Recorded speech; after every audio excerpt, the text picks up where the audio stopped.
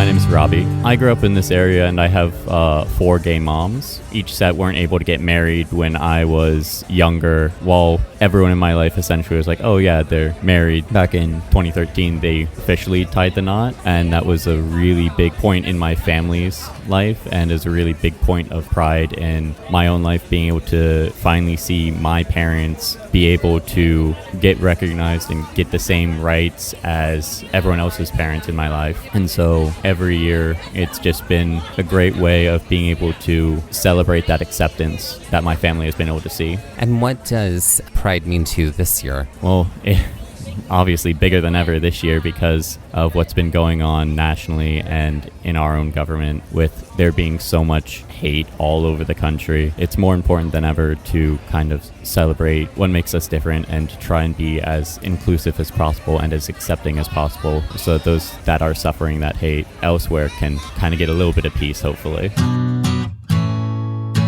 Hello and welcome to Pride Mix here at Gaze at the National Parks, the podcast. June is LGBTQIA plus Pride Month, and during the month of June, our Trail Mix episodes are called Pride Mixes. Pride Mix is a chance for us to dive deep into queer history and, in some cases, how queer history intersects with the national parks and the National Park Service's role as America's storyteller. Pride is sometimes undefinable, and at the same time, pride has a multitude of definitions depending on the person and the season of life they are in, because pride is also ever evolving. The last several years of history have come to show this evolution, as progress that the queer community has made has been stopgapped, set back, and legislated against at a dizzying pace. But that does not make pride any less important. In fact, it underscores its importance not just for those who are out and proud, but for those who may not have yet had the opportunity to be. Each year, we have used our Pride Mix episodes as a way to explore how Pride and the National Park Service intersect. And this year, Pride Mix is a 2-part series. Last year, we had the opportunity to interview queer individuals within the community and organizations whose work is having a direct impact on outdoor spaces, the national parks, and the LGBTQIA+ community. One of those interviews last year was with Diana Rodriguez, one of the 2 founders and CEO of Pride Live. This year, we were able to sit down and chat with both co-founders of Pride Live, Diana Rodriguez and Ann Marie Gothard, the organization and the 2 individuals responsible for the creation of the Stonewall National Monument Visitor Center in New York City. And while being partners in business and nonprofit mission, they are also partners in life. Since the opening of the Visitor Center during Pride 2024, a lot has shifted in the cultural landscape related to queer rights, but in regards to Pride, nothing has been stamped out. It has only continued to evolve. A year after its opening, we were invited to join the team of the Stonewall National Monument Visitor Center in their tent at World Pride in Washington, D.C. to discuss how the work of the Visitor Center continues and why Pride is in some ways more important than ever. This episode features our conversation with Ann Marie Gothard, president of Pride Live and co-founder of the Stonewall National Monument Visitor Center. So we're here at World Pride in Washington, D.C., sitting with Ann Marie Gothard, who is the co-founder of Pride Live, the organization that's responsible for the Stonewall National Monument Visitor Center. So how are you doing? And how are you enjoying this World Pride here in D.C.? Oh, I'm great. Thanks for having me. So far, good. It's been great interacting with the people who are stopping by our booth. It's been a beautiful day here, and it's wonderful to see so many people out and about to really see this incredible celebration of Pride. I've never been to a World Pride before, so this is my first time. Been to many other Prides, but this is a very kind of blown out version of what Pride is. I agree. And it's interesting you say that because at the Visitor Center, we've had visitors from 74 countries. So every day we're interacting with people who come, near and far.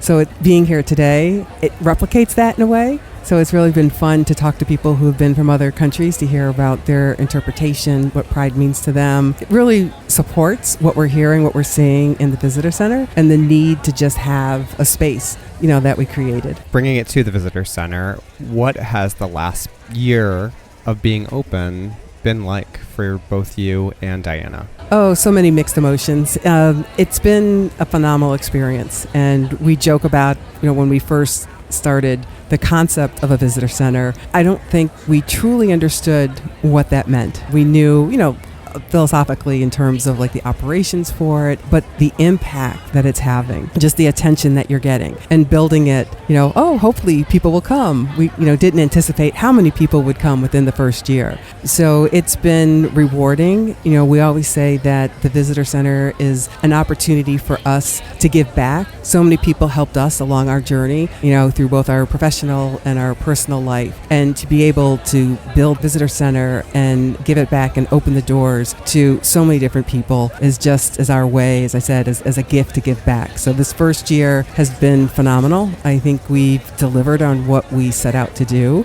And now looking forward, I guess, to the future and all the opportunities that we have. One last thing I would just say is I don't think we realize how grand of opportunities or the number of opportunities that we have at the Visitor Center. I'm curious about if you could take us back to the initial conversations, the story of who engaged who, and when you both decided that, okay, we're the ones who can do this and want to do this and are going to sign up to do this, because it is a very special circumstance to have, obviously, the NPS's role as defined by the Department of the Interior and the National Park Service is that it is America's storyteller. Part of America's story is the cultural stories of the people who are here and all of the various communities, Stonewall being representative of the queer community and the fight for equality that we are still on and what it represented. And they very smartly said, well, we don't know how to create a visitor center. Let's partner with some people who do. So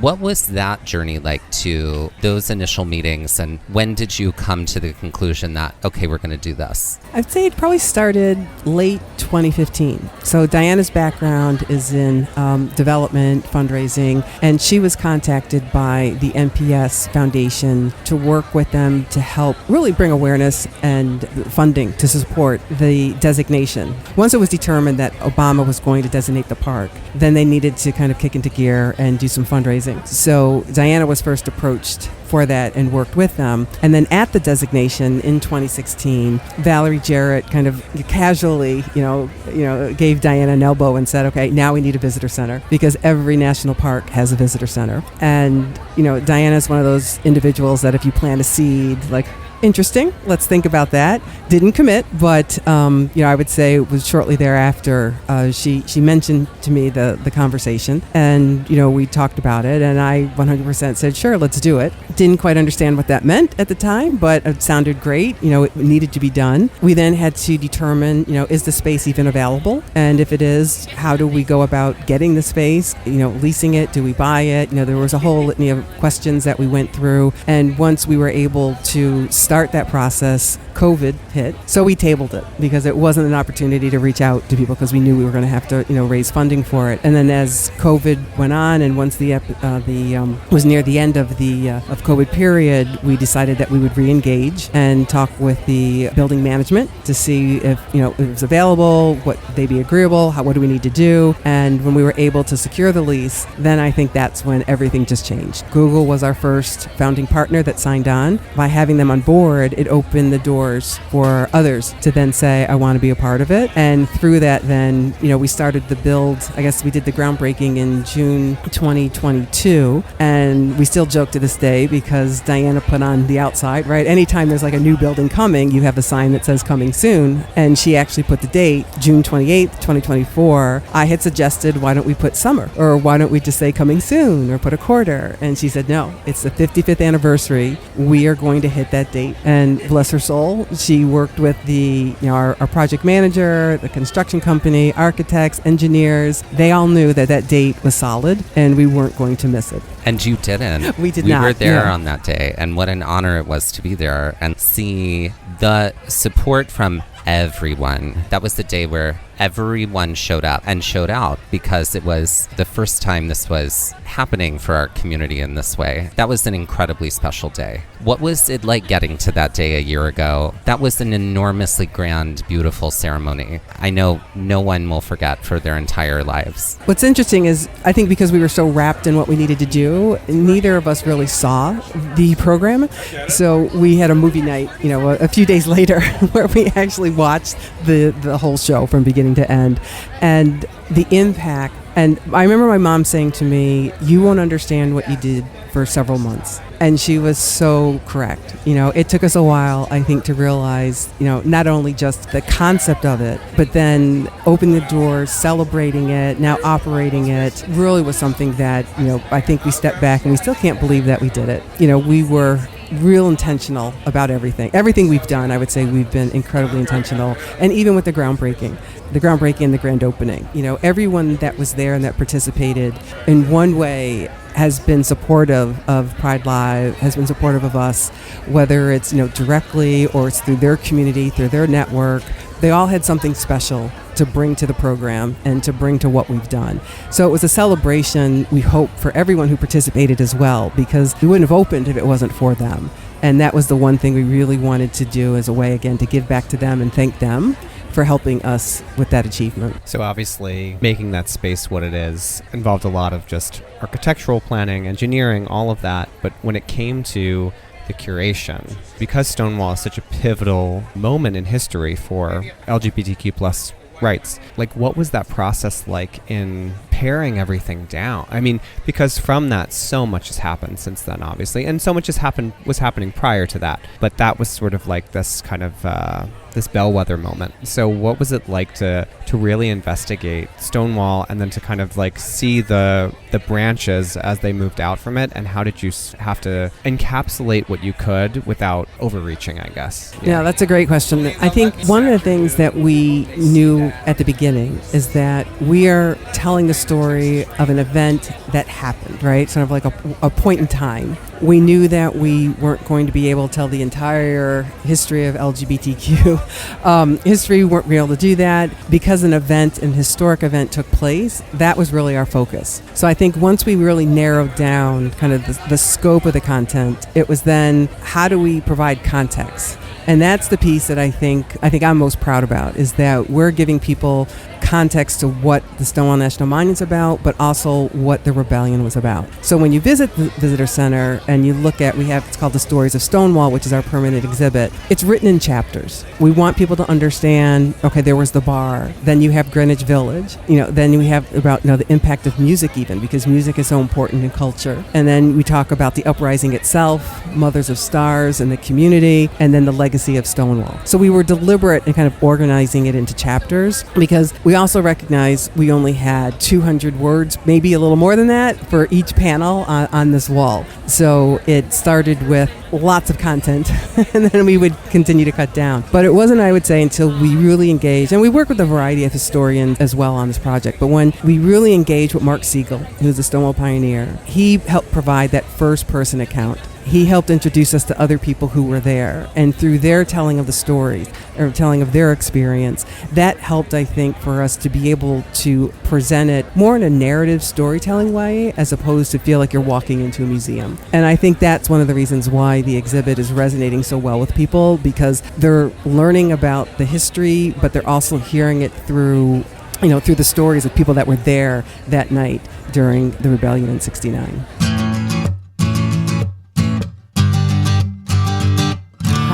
Annie, and I work for the Stonewall National Monument Visitor Center.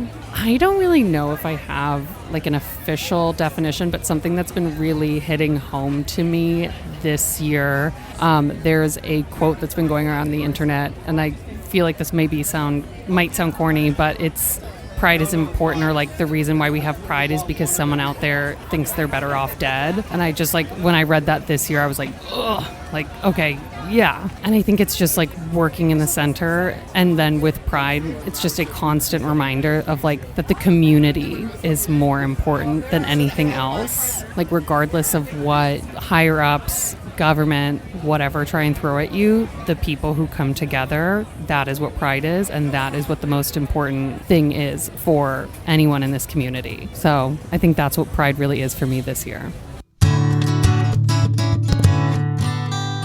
With Stonewall being this touch point and really focusing there, how now, especially with what's happened, especially in regards to NPS removing T and Q from their website and now just being LGB history, how does that kind of galvanize the mission of the visitor center, and what are you anticipating or hoping you can do as a space that's partnered but a separate entity to kind of ensure that that legacy is not lost, because that legacy is so important to Stonewall itself? Well, fortunately, we are independently owned and operated, and because we receive no federal funding and run primarily on donations, we do not fall under the administration's executive order. So that allows us to tell the story, to be 100% inclusive. It gives us the freedom as well in terms of the exhibit space, the programming, the events that we host on site. So we, originally, even in our mission, both for the Visitor Center and Pride Live, is to be all inclusive. It's needed now more than ever, I think, because of the executive order. So being able to curate both the content and installations that represent, whether if it's through, the written word or through our videos, we have a theater there as well, and through some of the documentaries, we're able to deliver. We're also able to protect and preserve.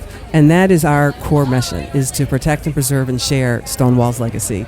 And that's all encompassing. So the fact, again, that we are independently owned and operated gives us the freedom to do that, I think, in a way that is authentic, but it's also in a way that allows us to reach all generations. And that's a really big piece I want to mention too, in terms about when you're talking about the storytelling. It's great that we have, the individuals that were there in 69, but what does it mean for future generations? How do they interpret Stonewall legacy? And I think that's one of the things that we do. We have 2 installations where it's curated by a partnership we have with the students at Parsons School of Design. And to see the students interpret, how do they learn from history but make it relevant to what's going on in their world has been amazing. And then to see visitors respond to that has been great. And so I think that is when you ask the question about where do you go from here, I think the next generation, they're in a way, they're kind of dictating and helping guide what that next is. But we also recognize there's a huge gap.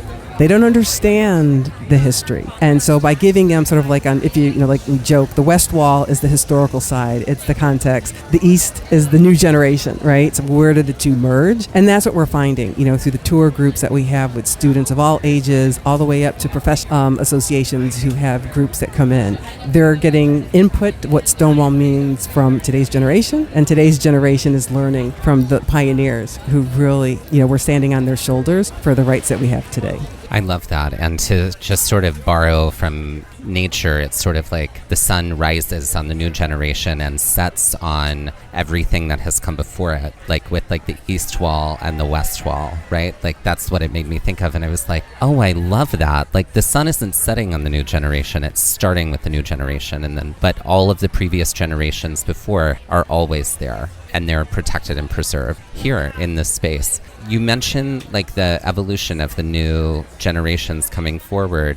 We in our, in our lives have certainly seen an evolution in Pride, what it means, what Pride celebrations used to look like even in our own lifetimes. I remember I never even saw a Pride celebration until I moved to the New York area in 2005. Because I grew up in South Mississippi. I didn't even know about a Pride celebration. I found out about Southern Decadence like a while ago, which happens in New Orleans, but I never saw a celebration of Pride until I was fully in my 20s. And they never had them in South Mississippi. I think they do now, which is huge, which is a big, big thing. And I'm curious, like, what's been your journey with Pride and seeing its evolution, and what evolutions do you see on the horizon? That's interesting. I never really stopped to think about that. And I would say I grew up in Michigan, in the suburbs of Detroit, and wasn't necessarily exposed to Pride. In fact, we were the first black family in our neighborhood, and my parents had to sue to buy our house. And that was in 1971. So I would say my early years were probably dealing more with discrimination due to my race. And it wasn't until I, came to school and college. And that's probably when I was then, more exposed and, participated in Pride and other related events. So I think it's interesting today that, because I was asked this question actually the other day by someone, and that, when you think of Pride, I think it's the marches, it's the parades, it's the festivals. And underneath that, there is that, sort of historical content, but it's also about being authentic, right? Pride today, I think, is we are a community and I want to be my authentic self, and no one's going to take that away. And just looking at the people who have stopped by the booth and having conversations, you really see that. Whether if it's in their dress or in their groups or you name it. It's about how can I bring my authentic self to every interaction.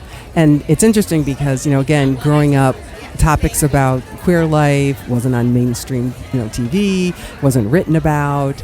Now it's everywhere. So that also has, I think, a huge impact that, how do we reclaim what is our history in a way that, again, is true to us, is authentic, but allows for that self-expression. How you see that reflected today here at World Pride. And World Pride was something that was celebrated in New York a few years ago. Now it is here in D.C., particularly this year. What sort of read of the energy are you getting here in this space today? And how is that connected to sort of your understanding of the evolution of Pride? Well, what we've seen, or what I've seen, and I've had conversations, you have, parents with their children. Here's an opportunity to explain and let them see, again, the celebration and what it's all about. We also just recently had a friend of ours stop by who was with her father who served in Vietnam. They came up yesterday for the Veterans Parade, and he was he wants to learn. And that's the one thing that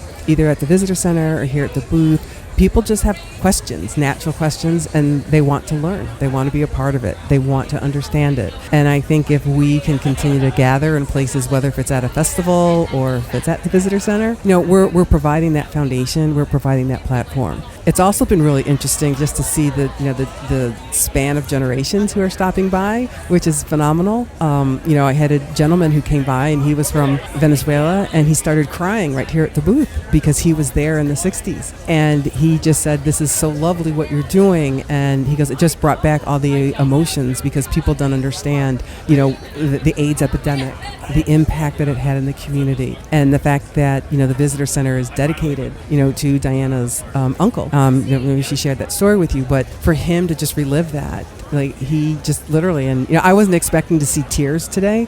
We see it frequently in the Visitor Center, but for him to have that type of emotion, I think it just reinforces the need to have gatherings. And again, whether if it's in festivals, parades, or marches, but just to have those opportunities for interaction, we need them now more than ever.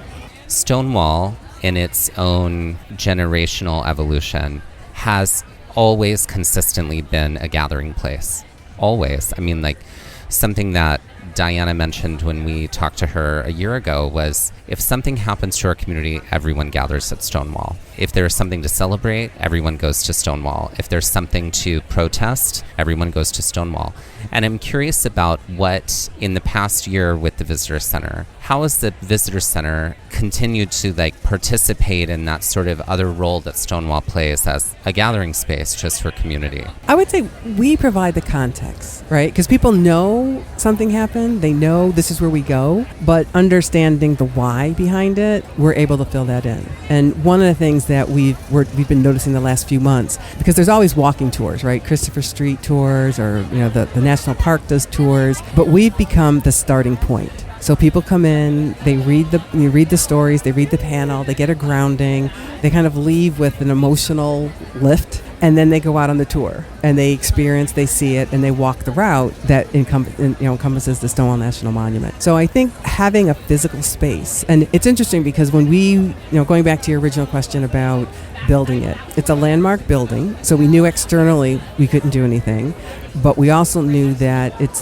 sacred ground and that we were given something very special. And how can we pay tribute to the space, yet keep it true as a visitor center? We didn't want to recreate the bar, because people had suggested, well, why don't you make it like a bar? I'm like, no, a bar exists on the other side, which is great, but that's not what our mission is, and that's not our purpose. So we kept as much of the original interiors that we found through demolition, or at least tried to replicate it in that regard. And I think that's why it's so impactful that when something happens, people know that this is a place where a group of people took a stand. They had had enough. They weren't going to put up with it anymore. And this is that place to pay, as I said, sort of tribute to that, depending on whatever's going on in today's society. So that's why I think it remains sort of a rally point, because people recognize the history of what took place. Oh, I'm so glad you didn't recreate that. As a museum nerd, I'm so glad you did what you did, because like the bar is next door. I can go next door, and I mean,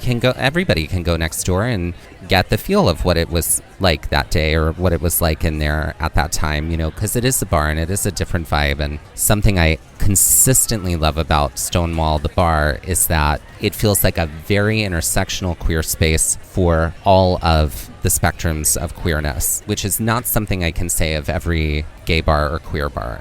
But it is something I feel like we can say of Stonewall, because that is the experience I see anytime I go in there. But now it's like you can go get context and go to the bar, have a full experience with it. And one of the things I used to do, and I enjoyed doing when we were going through the build out, is you would see families stand outside and the parents would explain to their children the significance of it. But they couldn't go in because you have to be 21 to go into a bar. Now what's happening is we see parents, especially if their kids are like teenage but they're not yet drinking age, the parents will come into the visitor center, they'll have an experience, they'll send the kids over to the Starbucks so that they can go in into the bar and have a quick drink, which I think is, pretty unique. But it's the best of both worlds, and it allows the family still to be together, but yet the parents to have that special time in the bar. I think it also speaks to carrying the torch forward and the idea of this intergenerational movement that's still going on, that's going to continue to go on, and this idea of feeling strengthened by the past, but like feeling hopeful about the future.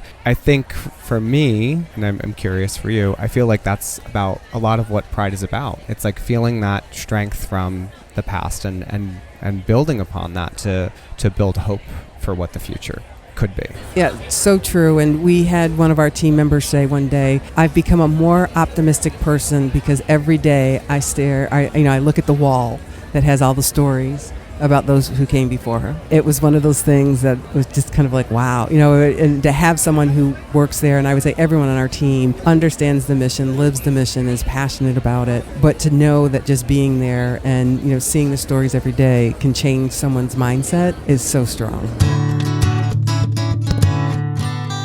My first name is Andrew. For me, Pride is something that I didn't know that I would be able to have growing up, coming from like a conservative family and things of that nature. Was able to see Pride as finding my family, finding my truth, being able to be who I am, and finding people who believe in the same thing through and through. And I think for me personally this year, it's really, really important with the current administration that we have, and a lot of the rhetoric, right? I'm coming from Texas, and right there, like, we have so many things coming through the legislation that's targeting so many of my personal friends and family that I consider my family, and so this year Pride specifically just means making space for us, the space that we deserve as humans, living on this same planet. So to me, that's what Pride is.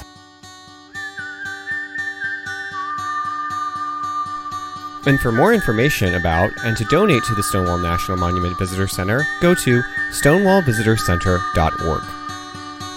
Looking for more episodes like the one you just heard? Then be sure to check out our episode finder for episodes by park, state, hiking difficulty, and terrain, as well as all of our Trail Mix episodes in one helpful place. Click the link in the show notes of this episode, our Instagram bio, or visit our website to make your listening experience even easier. This has been Gaze at the National Parks, the podcast, and we're here to remind you to hike early and hike often, and that adventure is always out there. Gaze at the National Parks was created, produced, edited, and hosted by us, Dustin Ballard and Michael Ryan. To see images from this episode, follow our Instagram at Gaze at the National Parks. To contact us, email us at gazeatthenationalparks@gmail.com. And to find out more about the parks visited on this show, visit our website, gazeatthenationalparks.com. That's Gaze, G-A-Z-E. All original artwork featured on Instagram and on our website is by me, Michael Ryan. All original music was written and performed by Dave Seaman and Mariella Klinger, with Sean Sklios on guitar. Our music producer is Skylar Fortgang. We would also like to acknowledge that while recording this episode, that we were on the traditional and stolen lands of the Lenape people, also known as New Jersey.